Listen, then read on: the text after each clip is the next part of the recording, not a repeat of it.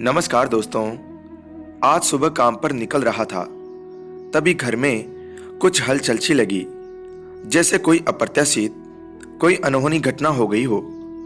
मैं बैठक में गया तो वहां मेरे स्वर्गीय पिताजी के परम मित्र के सुपुत्र अग्रवाल जी मेरे परिवार के साथ बैठे हुए थे और उनके माथे पर बल पड़े हुए थे।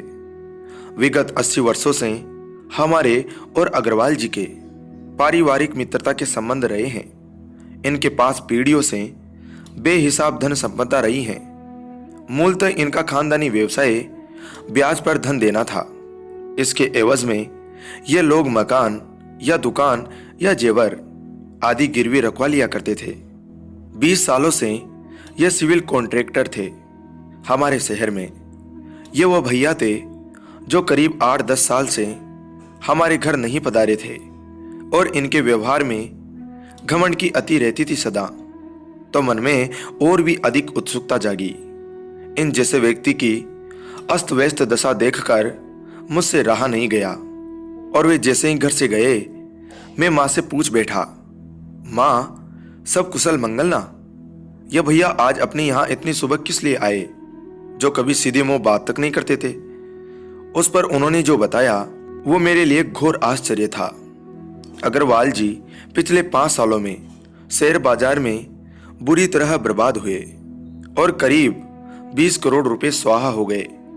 नगर निगम के जो कॉन्ट्रैक्ट लिए और पूरा किया, उस काम का भुगतान कमिश्नर ने रोक दिया, जिससे इनको और बड़ा झटका लगा।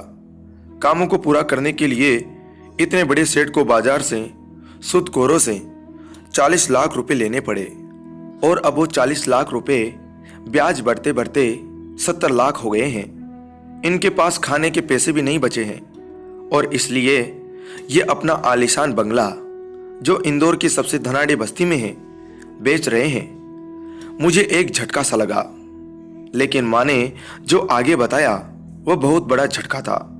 ऐसा आश्चर्य था जिसने ये लिखने पर मजबूर कर दिया मुझे। माँ ने बताया, आज से करीब 50 साल पहले एक गरीब बूढ़ी महिला ने बड़े अग्रवाल जी से 40 रुपए उधार लिए थे और उसके एवज में अपनी चांदी की मोटी मोटी पायल, झुमके, चैन आदि इनके पास गिरवी रख दी थी। वह बूढ़ी माँ ने खून पसीना एक करके 3-4 सालों में 40 रुपए मये ब्याज चुका भी दिए, लेकिन ये अग्रवाल जी के मन में चोट समा गया। ये उसको झूठे हिसाब किताब बताकर जबरन ब्याज बढ़ाते रहे और उसके जेवर देने से साफ मना कर दिया। कुछ महीनों के संघर्ष के बाद वो बूढ़ी माँ थक गई। हमारा निवास पास ही में था और मैं भी नई नई शादी करके आई थी तेरे पापा के साथ। उस दिन वो बूढ़ी माँ अग्रवाल जी के घर आई और फूट फूट करके रोई। रोते रोते बस एक बात बोल रही थी, तेरा सर्वनाश होगा, मेरे 40 रुपए तेरे कणकण से निकलेंगे। नहीं चाहिए मेरे को मेरे जेवर, तू रख अब, तेरी तबाही का कारण होंगे मेरे ये जेवर। और 2 दिन में वो बूढ़ी अम्मा इस दुनिया से चल बसी। वो 40 रुपए थे जो आज 50 सालों में 40 लाख मूलधन और 30 लाख ब्याज होकर 70 लाख हो गए हैं। इन 70 लाख की वजह से अग्रवाल जी की जीते जी मरने वाली हालत हो गई है बेटा। मैं अवाक।